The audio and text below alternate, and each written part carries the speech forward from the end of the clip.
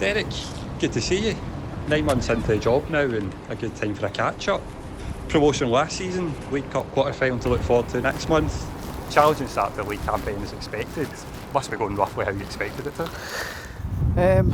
Truth be told, I expected us to have a few more points. I would like to have thought we'd have a few more points. What it has told me is reinforced really the tightness in a lot of the games, and we're going to have to make sure when games are as tight as they are and there's a fine line between winning and losing, that we come out on top of these games and find different ways to win. Out with the Old Firm games, we've been very competitive in each of the games. We've probably caused ourselves one or two issues in terms of a bit too easy conceding goals, but I do see a competitive side to the team that I expected. The fact that we've only had the 2 home games out, with the Celtic game here, with the St Johnstone game being off, it was a missed opportunity. But when we come back, we've got obviously 2 home games out of 3, and hopefully we can try and utilise that, because I think being at home, being a strong home team is going to be vitally important. But what I want us to do is with games like Saturday, make sure we come away from away games with something for our efforts, because there's no doubt the players are working extremely hard. I'm encouraged by a lot of what we see, but also I think it's clear that we still need to improve in certain aspects of it. Absolutely. And just jumping back slightly, you obviously came here as a manager numerous times, came here as a player as well, of course. What image of the club did you have before you joined? Was this always something you enjoyed coming? Yeah, it was always tough, particularly coming here as a manager with Aberdeen, obviously St Johnstone as well. What we always felt, I come up against plenty of Kilmarnock managers over my time here, and it was always a tough 90 minutes. Well, we had a very good record in terms of results.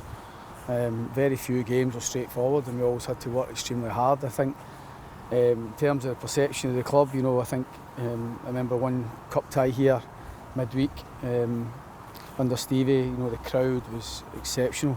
I remember commenting to my staff at Aberdeen that night about how much I'd never seen the Kilmarnock support like that, maybe even since the Tommy Burns era when I came here as a player. And it shows what can be done. Kilmarnock fans came with a lot of expectation that night, but came to get right behind the team. It was a clear lasting impression about the work that had been done there at Kilmarnock, and the crowd that night was exceptional. But probably the one that reminds me the most, Kilmarnock, was playing directly against Tommy Burns in a League Cup tie at Capello. I had been awarded man of the match, I think, 5 minutes to go over at Tannoy. Get that one in, And I had a man Martin job effectively from my manager on Tommy Burns. And Tannoy came over, man of the match, Morton's number 10, Derek McInnes.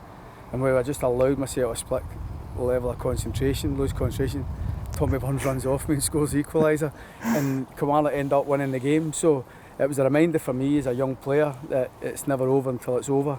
But I remember that night feeling really hardly treated, but it was a lesson for me playing against top players, particularly like Tommy Burns, that you can't switch off for a second.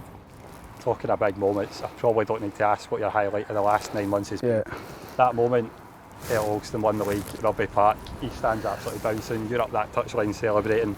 Where does that moment rank in your career highlights? Must be up there, surely. It's just exact same for me as it was for every Kilmarnock fan. How dramatic it was in the end up. I've said before, it was like a Disney finish. If you could write a movie and have it finished in a certain way, it would be there, because you want to win it in front of your own supporters. Good bit of play in the build-up, nice composure, and keeping that calmness of decision-making in the past, but obviously a nice calm finish for Blair to set off Bedlam and the scenes that will live with us forever. The impact of that moment's also clear to see this season as well. 5,000 season tickets, something we've spoken about before. Do the players know, are they aware of how massive that is? First time since the 90s. Yeah, well I've mentioned it numerous times to the players. The stat that came out there, that it's the most season ticket holders we've managed to get at the club for that period of time. It's quite significant.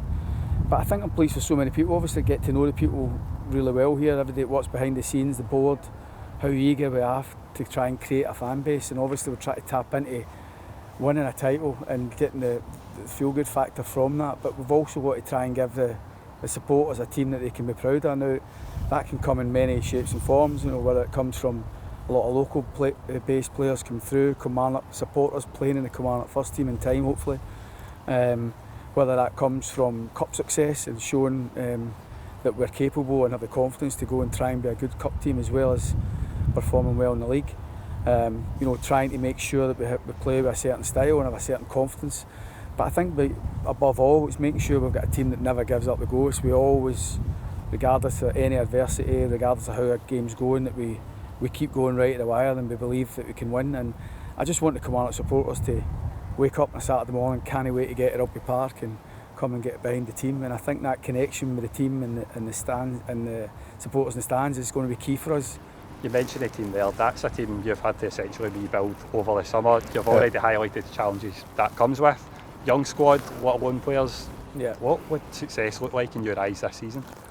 It's difficult to say what success looks like. I think at the minute we just want to make sure we have the confidence to get results home and away. I just want us to make sure that we have the confidence to play in the Premier League, carry ourselves like a Premier League club as we are, but on the pitch as well, make sure that we try and stay away from those relegation slots coming the end of the season. And then the Cup's going the full way. I always feel that we should have the feeling that we're obviously only one game away from Hampden now, but I think at Kilmarnock, we've seen other clubs win trophies in recent seasons of a similar size of club.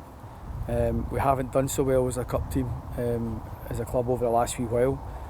But we've seen in the past that Kilmarnock teams can be successful through the cup, and some of the best memories for supporters will come through cups, and it's the same for players and staff. So we've got an opportunity here against United to get ourselves into a semi-final, and for me that would be quite significant, getting the club to Hampden and being 90 minutes away from a cup final, which I feel club like ourselves should be putting ourselves forward to getting into cup finals, and hopefully, as I say, giving ourselves a chance to get our hands in silverware.